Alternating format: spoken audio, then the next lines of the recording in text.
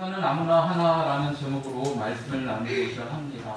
오늘 말씀을 준비하면서 저는 계속 감사는 망원경이라고 하는 제목의 찬양을 들으면서 말씀을 준비했습니다. 그 가사가 곱씹어 볼만한 내용이어서 잠시 소개해 드리겠습니다. 우리가 인생을 살다 보면 수없이 겪게 되는 힘겨운 순간들, 그때마다 불평하며 짜증내며 그렇게 살 수는 없잖아. 주님 말씀하셨지. 언제 어디서나 감사하라고. 그 말처럼 감사하긴 쉽지 않겠지만 우리의 구할 것을 감사함으로 아뢰 때 그 다음은 주님께서 역사하시리. 이렇게 노래하다가 후렴 구절에 이렇게 찬양합니다. 감사는 망원경. 감사하면 내가 볼 수 없었던 그 너머를 볼 수 있게 해. 또한 감사는 열쇠. 내가 풀지 못할 염려들을 감사하면 해결해 주니까. 찬양의 가사가 참 아름답지 않습니까? 이 찬양을 지은 분은 아마 감사에 대해서 깊은 묵상과 실제 감사 생활을 통해서 이런 가사를 지었다 하는 그런 생각이 들었습니다. 우리 인생에는 수도 없이 많은 어려운 일들이 넘쳐납니다. 그때마다 우리는 그러한 문제를 만났을 때에 두 가지 중 하나의 태도를 선택할 수 있습니다. 감사하느냐 아니면 불평하느냐입니다. 분명히 우리가 취해야 될 태도는 성경에 이미 기록되어 있습니다. 데살로니가전서 5장 18절에서 우리 하나님께서는 바울 사도의 입을 빌려서 다음과 같이 분명히 말씀하셨습니다. 범사에 감사하라. 이것이 그리스도 예수 안에서 너희를 향하신 하나님의 뜻이라 말씀합니다. 하나님의 뜻은 우리가 어떠한 상황을 만나더라도 범사에 감사하라는 것입니다.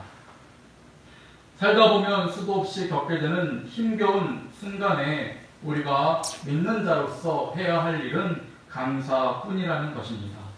그런데요, 이렇게 감사하면은 그 다음은 주님이 역사하실 차례입니다. 먼저 감사하는 것입니다. 주님의 역사가 먼저가 아니라 믿음으로 먼저 감사하는 것입니다. 그렇게 감사하면은 감사하기 전에는 볼 수 없었던 영적인 눈이 뜨여지게 될 것이고, 감사하기 전에는 풀지 못한 삶의 문제들이 해결될 것입니다. 그러므로 감사가 열쇠라는 말이 맞지요? 회사에 가면은 말단 사원이 있지 않습니까? 그가 여러 가지 잡일과 함께 불평스러운 일들을 많이 만나게 될지라도 그가 먼저 감사하면 그 다음에 말단 사원의 자리를 벗어나서, 글쎄요, 회사에서 그 다음 단계가 뭔지 잘 모르겠지만 예를 들면 대리로 들어가는 문이 열리게 되는 것입니다.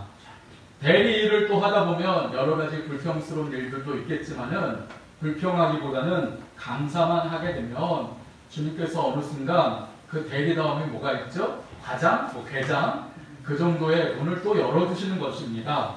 그렇게 해서 계속적으로 감사하게 되면 하나님께서 회사에서 더 높은 삶의 자리를 열어주실 것이고, 우리 삶의 각자의 자리에서도 이전까지 경험해 보지 못한 새로운 문들을 열어주시게 될 줄을 믿습니다. 우리 모두 감사하시기를 바랍니다. 11월달과 12월달 두 달밖에 남지 않았지만은 1년 지난 10개월 동안 주께서 주신 감사는 두 달 가지고도 모자랄 줄 압니다. 그러니까 지금부터 부지런히 감사하시고, 원래는 세 번째 주에 추수감사주일 예배를 드려서 그때 몰아서 감사할까 생각했지만은 그냥 첫 번째 주부터 계속해서 석 주 정도는 우리 충분히 감사하셨으면 좋겠다, 그런 마음으로 말씀을 드립니다. 감사는 은혜를 받고 나서 그 후에 드리는 주님께 고맙습니다 하는 그런 표시가 아닙니다. 믿는 자에게 있어서는 적어도 은혜를 주시기 전에 이미 주님께서 우리에게 주신 놀라운 은혜들을 미리 감사하는 것입니다. 그렇게 해서 앞날의 감사를 주님으로부터 이렇게 구하는 것이 감사의 행위. 그러므로 감사는 받고 나서 하는 후속 조치가 아니라 받기 전에 하는 믿음의 행위라고 할 수 있습니다. 세상 사람들은 어떻게 합니까? 은혜로운 일이 다 일어난 뒤에 그 점을 들어 감사합니다. 그 은혜를 받기 전에는 늘 불안하고 만족스럽지 못합니다. 하지만 믿는 우리들은 어떻게 합니까? 이미 주님이 주신 은혜가 너무 많습니다. 그래서 그것을 하나도 빠짐없이 낱낱이 헤아려 감사하는 것입니다. 그렇기 때문에 앞날에 어떠한 바라는 일들이 일어나기 전이라도 우리의 감사는 끊어지지 않는 것입니다. 날마다 감사하는 것입니다. 지난 금요일 저희 교회 홈페이지 성경 필사 들어와 보신 분은 아시겠지만은 오병이어의 감사라는 제목의 글이 올라왔습니다. 거기에 이런 내용이 있더라고요. 존 클레닉이라고 하는 LA주의 대법원 판사님의 이야기인데요. 2007년 변호사로 일하다가 재정적으로 완전히 파산했습니다. 깊은 계곡으로 떨어져 내리는 듯한 상황 가운데에서 그는 하나님의 음성을 듣습니다. 네가 지금 가지고 있는 것들이 다 없어지기 전에 감사해라. 그렇게 다 감사하기 전까지는 네가 원하는 것들을 얻지 못할 것이다. 그런 음성을 들었습니다. 그 음성과 함께 이 변호사님은 어린 시절 할아버지가 하셨던 것들이 떠올랐다고 합니다.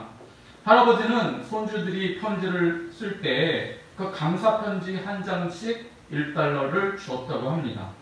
클레닉은 할아버지를 생각하면서 그렇구나. 감사하면 주께서 은혜를 주시는구나. 은혜 받은 다음에 감사하는 것이 아니라 은혜 받기 전에 먼저 감사하는 것이구나 하는 것을 깨달았습니다.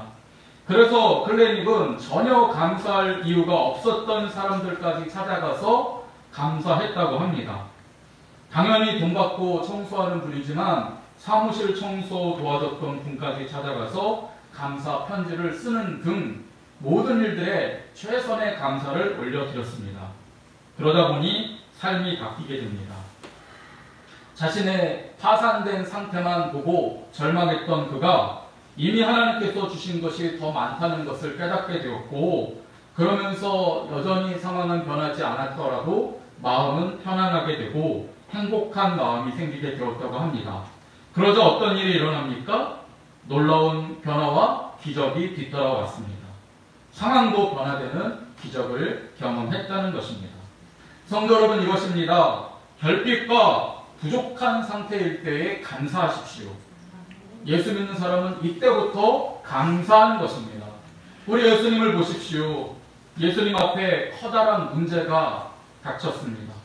사흘 동안 굶주린 사람들이 예수님 하나만 보고 광야에서 말씀을 들었는데 그 남자만 5,000명이나 들었습니다. 예수님 따라왔다가 광야까지 쫓아왔는데 쫄쫄 굶게 생겼습니다. 제자들은 이 문제 때문에 골머리를 앓았습니다. 어떻게 이 사람들 먹여야 하나? 아니면 집으로 돌아가라고 해야 되나? 그런 문제만 생각하면 머리가 지끈지끈 아팠습니다. 그때 주님이 어떻게 하십니까? 주님에게 한 어린아이가 작은 도시락 하나를 가지고 왔습니다. 주님은 그것부터 감사하신 것입니다. 그 물고기 2마리와 떡 5개를 하늘 높이 들어서 하나님 앞에 최선의 감사를 드리셨습니다.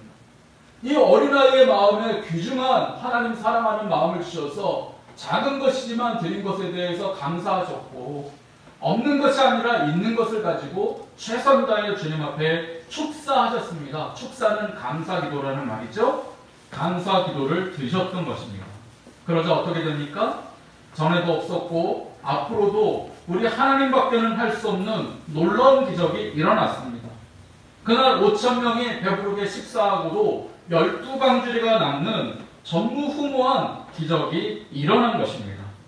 성도 여러분, 우리 예수님은 이 일을 통해서 우리에게 감사가 무엇인지를 분명히 가르쳐 주십니다.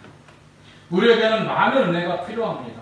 건강의 은혜도 필요하고 물질의 은혜도 필요하고 어디 나가서 다치지 않아야 되는 그런 은혜도 필요하고, 우리 장로님이 안타깝게 기도하셨지만은 누가 그 자리에서 그렇게 죽을 줄 알고 젊음을 그 자리에서 불태웠겠습니까?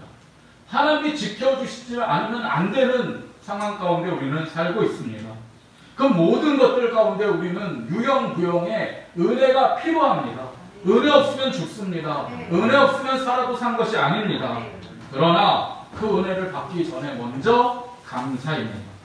풍성한 은혜가 일어나기 전에 주님 이미 주신 은혜에 감사할 때 그 감사는 마중물이 되어서 우리의 인생의 은혜가 칼칼 쏟아져 나오는 기적을 만들어낼 줄을 믿습니다. 오늘 본문을 보시면 예수님께서 가시던 길에 한 마을이 있었습니다. 그리고 그 마을에는 나병 환자들이 10명이 모여서 살고 있었다고 합니다. 그들은 하나같이 가족들로부터 버림을 받았고 사회에서 격리되었습니다. 지난날 그들은 지위와 명예와 물질도 가지고 있었을 것이고 번듯한 가정의 가장이었을 것이지만 지금은 하나 남은 목숨도 혼자서는 건사할 수 없어서 10명이 모여서 살 수밖에 없었습니다. 그런데 성경을 자세히 보시게 되면 그들 중에 9명은 유대인이었고 한 사람은 사마리아인이었다는 것을 알 수 있습니다. 사마리아인보다는 아무래도 상대적으로 유대인이 나병에 걸린 점이 더 힘들었을 것이라 짐작이 됩니다. 왜냐하면 그들은 태어날 때부터 하나님이 선택하신 백성이라고 스스로 믿고 있었고 하나님의 자녀라고 하는 그런 자부심을 가지고 살아갔기 때문입니다. 그랬던 그들이 나병에 걸렸으니 그들의 가지고 있었던 교만이 단숨에 부서지게 된 것이라고 할 수 있습니다. 나병은 죄인을 상징하는 병입니다. 나병에 걸리면 3년 동안은 민감하지 않으면 자신도 모르고 남도 모르는 가운데 지나갑니다. 이때 민감한 사람, 자신의 몸을 철저하게 살피는 사람은 일찍 발견해서 그 나병을 고칠 수 있지만은 대부분의 사람은 둔감하여서 3년 동안 병이 키워질 때까지 그냥 넘어갑니다. 그 다음 3년은 남들에게 쉬쉬하면서 아무도 그 사실을 모르게 하는 동안 병이 더 중해집니다. 나아만 장군이 그러지 않았습니까? 나병에 걸리고 3년이 지나고 4년째부터 자신의 몸에 썩은 내가 나고 고린내가 나지만 그는 두꺼운 장군의 갑옷으로 그것을 가리고 자신의 엄청난 지위와 물질로 아무도 모르게 그 병을 고쳐보려고 했습니다. 하지만 그럴수록 차도가 없고 온몸이 썩기 시작하여서 결국 주님 앞에 나왔을 때는 온천하에 자신의 썩은 몸을 드러낼 수밖에 없었습니다. 요단강에 세상 사람들 다 보라고 벌거벗고 7번 잠근 뒤에 그 다음에 병을 고쳤습니다. 지금 오늘 본문에 나오는 나병 환자들은 이미 그 단계까지 다 지나갑니다. 남들이 다 그들이 병 걸린 것 알고 있습니다. 더 이상 감출 수 없어서 그들의 그 죄악을 보여주는 나병이 드러난 상황입니다. 하나님의 자녀요 선민인데 어떻게 이런 상황에 빠질 수가 있습니까? 말이 안 되는 것입니다. 그래서 유대인들은 그런 것을 생각할 때마다 더 괴로웠을 것이라고 짐작됩니다. 예전에 나는 가족의 가장이었고 땅도 가지고 있었고 떵떵거리면서 살 수 있었던 그러한 사람이었고 하나님이 선택하신 선민이었던 것입니다. 그러나 지금은 상황이 질병에 걸려서 죄인으로 부정한 자라고 손가락질 받는 나병을 얻었습니다. 그래서 지금 사마리아인이 살고 있는 마을로 숨어 들어간 것입니다. 유대인들이 살 수 있는 땅에서는 쫓겨났기 때문에 사마리아 땅에 들어가서 사마리인 나병 환자와 함께 지금 살아가고 있던 중인 것입니다. 반면에 여기에 나병 걸린 사마리아인은 상대적으로 그들만큼 상실감에 시달릴 필요는 없었을 것이라고 생각합니다. 왜냐하면 그는 처음부터 가난한 자였고 사람들로부터 손가락질 받는 자였기 때문입니다. 북이스라엘이 망할 때에 북이스라엘의 유대인들 중에 네로라 할 수 있는 모든 사람들은 다 도망쳐서 북이스라엘은 공중분해되었습니다. 그러나 도망갈 수 없었던 가난하고 힘없는 사람들 유대인들은 그 자리에 남아있었는데요. 그 자리에 남아있는 유대인들을 아수르는 너무나 잔인하게 괴롭혔습니다. 이방인들을 보내어서 그들의 여자들은 겁탈하였고 이제 혼혈족을 만들어 버렸던 것입니다. 그 뒤에 유대인들이 다시 옛 땅을 회복했을 때 사마리아 땅은 아예 근처도 가지 않습니다. 저 사마리아인들은 혼혈족이고 믿음을 저버린 자들이고 피가 더러운 자들이라 하면서 세상 가운데서 가장 천하게 여기는 이방인만도 못하게 여겼던 것입니다. 그렇기 때문에 사마리아인들은 가난하고 배운 것 없고 가장 괴로운 인생을 살아갈 수밖에 없었습니다. 그런데 오늘 말씀을 보면 우리 예수님께서 이 사마리아 땅으로 들어가십니다. 모든 유대인들은 사마리아 땅을 벗어나서 먼 길을 돌아 남쪽에서부터 북쪽까지 긴 거리를 걸었는데 우리 예수님께서는 꼭 예루살렘 북쪽으로 올라가실 때면 사마리아 땅을 지나갔습니다. 그리고 그곳에서 하나님을 알지 못하였던 사마리아 성의 여인에게 예수님을 만나게 해주시기도 했고 오늘과 같이 나병 걸린 사람들을 찾아내서 그들을 고쳐주시기도 했던 것입니다. 주님께서 이렇게 놀라운 은혜를 이루시기 위해서 수많은 사람들이 손가락질을 했을 것이고 방해했을 것이지만 그럼에도 불구하고 주님은 나병 환자 그들을 고쳐주시기 위해서 그 자리를 찾아갔습니다. 그때 그들이 예수님께 뭐라고 말합니까? 선생님, 우리를 불쌍히 여기소서라는 말밖에는 못했습니다.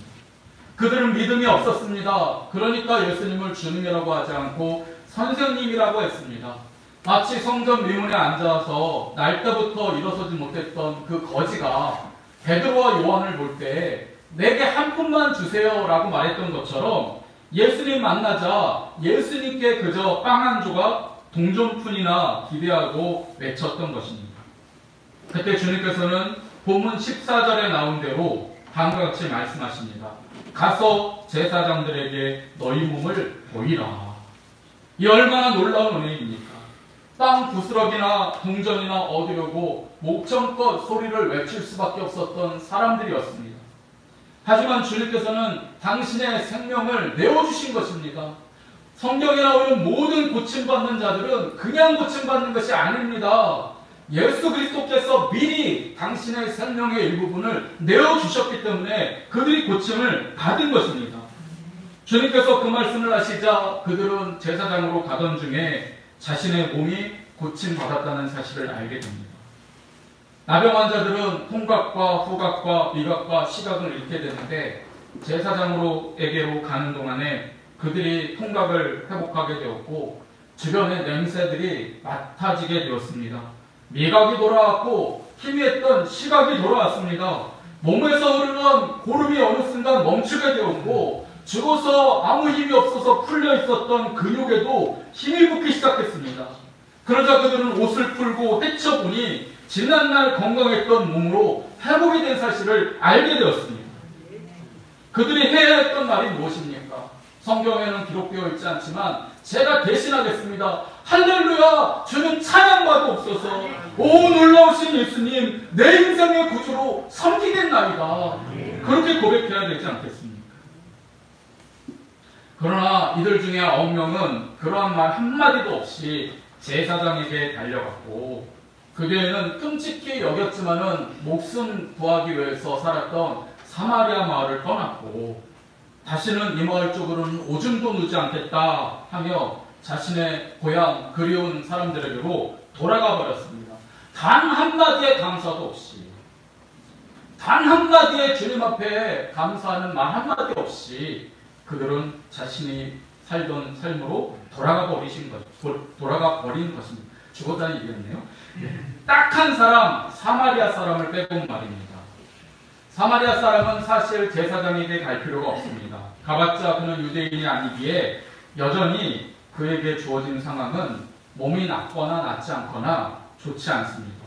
어쩌면 그렇게 가진 것이 별로 없었고 배운 것이 별로 없었고 삶에 대한 기대치가 높지 않았기 때문에 그는 어쩌면 유대인들보다 주님께로 돌아갈 수 있는 점에 있어서는 유리한 점이 있었는지 모르겠습니다.